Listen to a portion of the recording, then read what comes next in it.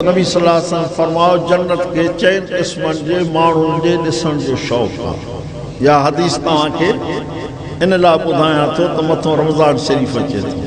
फरमायो त चैन क़िस्मन जे माण्हुनि जे ॾिसण जो जन्नत खे शौक़ आहे। हिकिड़ो फरमायो जेको क़ुरान जी तिलावत थो करे, ॿियो फरमायो साइम फी शहर रमज़ान, जेको रमज़ान जा रोज़ा तो रखे जन्नत के शौक़ आहे त मां इनखे ॾिसां। रमज़ान जो चंड ॾिसबो, यकीन करे छॾियो महबूब जो फरमान आहे, जन्नत जा 8 ई दरवाज़ा खुली वेंदा, जहन्नम जा 7 ई दरवाज़ा बंदि थी वेंदा। 24 ई कलाक मालिक जे तरफ़ां ऐलान हलंदो, या बाग़ी अल ख़ैर अक़बिल या बाग़ी अल शर अक़सिर। चङाइन खे ॻोल्हण वारा डुकिया, सीज़न अची वई आहे। हिकिड़ो फ़र्ज़ पढ़ंदे त 70 फ़र्ज़नि जो सवाब मिलंदी, हिकिड़ो नफ़िल पढ़ंदे त फ़र्ज़ जो सवाब मिलंदी। बुछड़नि कमनि करण वारा हाणे त रुकजी वञे, इहो ऐलान थींदो आहे। अल्लाह ताला मलाइकनि खे हुकुम कंदो आहे त हर नेकी लिखो, पर रोज़े जो सवाब तव्हां न लिखो। अस्सौमु ली व अना अजी बिही, रोज़े जो सवाब मां पंहिंजे माने खे पाण ॾींदुमि।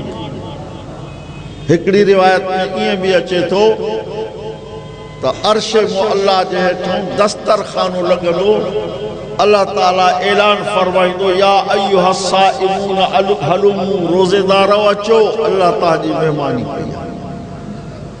रोज़ो वॾी इबादत आहे। टियों फरमायूं हाफ़िज़ुल लिसान, जेको पंहिंजे ज़ुबान जी हिफ़ाज़त थो करे, जन्नत के शौक़ आहे त मां इनखे ॾिसां। चौथों फरमायूं मुतइमुल जियान, जेको बुखियनि खे मानी खाराए। रमज़ान में वॾो फज़ल आहे अल्लाह जो। मुस्तफ़ा करीम सल्लल्लाहु अलैहि वसल्लम फरमायो त रमज़ान जे महीने में जेको रोज़ेदार खे रोज़ो खोल राहे थो, अल्लाह उन खोल राईंदड़ खे एतिरो ई सवाब ॾींदो जेतिरो रोज़ेदार खे ॾींदो। पोइ साईं जे ख़िदमत आलिया में अर्ज़ु कयूं, साईं असां त ग़रीब आहियूं, ग़ुरबत जो ज़मानो आहे, असां वटि एतिरो खाधो पीतो कोन्हे। महबूब करीम फरमाओ अॻियों सखी आहे, अॻियों सखी आहे। पाणीअ जो ढुकड़ो खण, हिकिड़ो ढुक तूं पी, ॿियो रोज़ेदार खे ॾेई, रोज़ो खोल राहे, सवाब ओतिरो मिलंदो। खारक हिकिड़ी तुंहिंजे हथ में आहे, उनखे चीरे अधु तूं खा, अधु रोज़ेदार खे रोज़ो खोल रहा, तोखे ओतिरो ई सवाब मिलंदो। सो रमज़ान शरीफ़ वॾी बरकत वारो महीनो, तव्हां असांखे लेकिन कमाइण जो अल्लाह सां इहो महीनो ॾिए थो।